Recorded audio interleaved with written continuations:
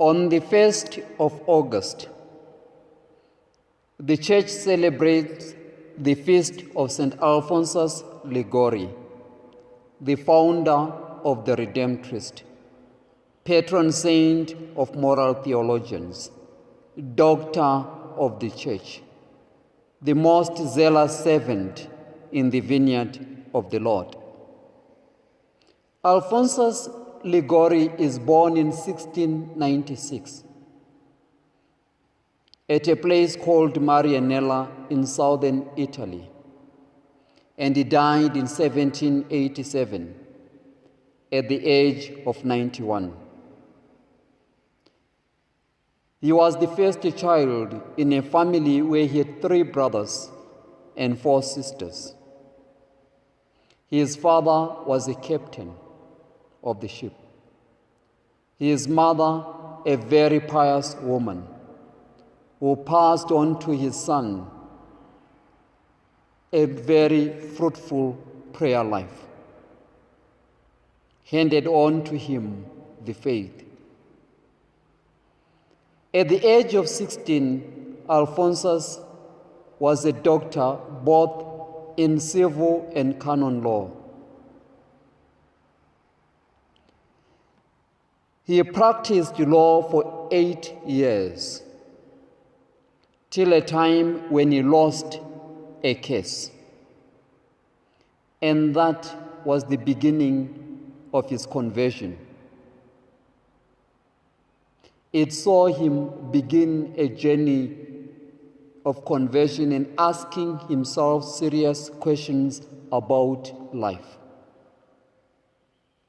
Conversion was the term to be associated with the rest of his life. Having lost the case, Alphonsus decided to give his life to God. He joined the seminary, and he was ordained a diocesan priest. And when he had been a priest for about 6 years, he founded the Congregation of the Most Holy Redeemer, the Redemptorist, on the 9th of November in 1732. Alphonsus felt himself called to serve Jesus as a priest and to save God's people. One day, when he was still a diocesan priest, he and his companion decided to visit the Amalfi Coast. And that vacation was going to be the turning point in his life. When on holiday, Alphonsus came across shepherds and farmers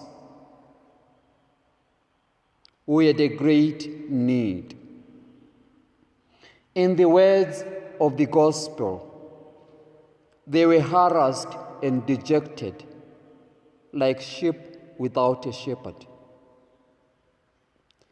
Alphonsus was determined to establish a congregation of priests and brothers that will dedicate its energies to the services of the poor and the most abandoned.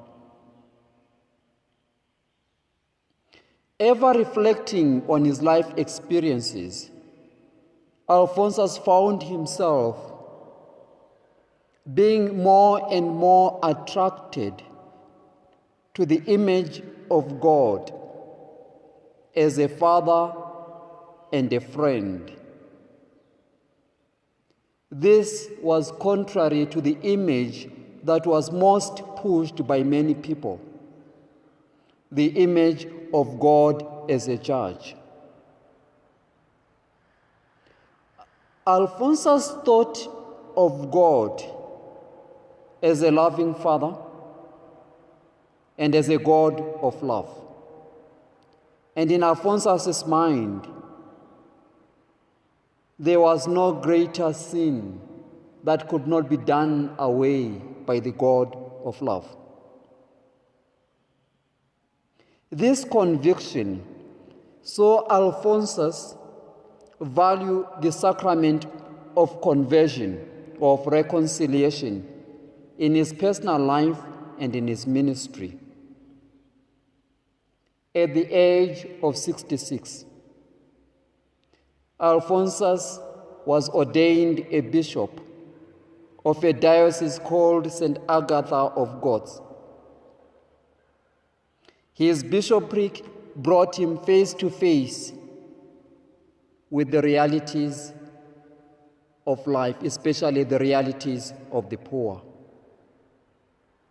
He came to the realization that the structures of society often perpetuate poverty and injustices. In his diocese, Alphonsus saw the effects of slavery and prostitution, and it suddenly dawned on him that it was not enough to call individuals to conversion. Christians must also work to convert sinful structures in society. He recognized that there were so many people who never heard the gospel as good news. And he longed to be a missionary, and yet he never left Italy. This was later to be fulfilled by his brothers, the Redemptorists, who he had founded, who went far and wide to preach the gospel. In Italy, Alphonsus saw the need of evangelization and how it was important to continuously evangelize the people. For Alphonsus, evangelization was calling people to conversion. He was so close to the people that he shared their sufferings and their pains. He was of the conviction that Christians are called to conversion, to convert their society to a life of justice, peace, and the common good.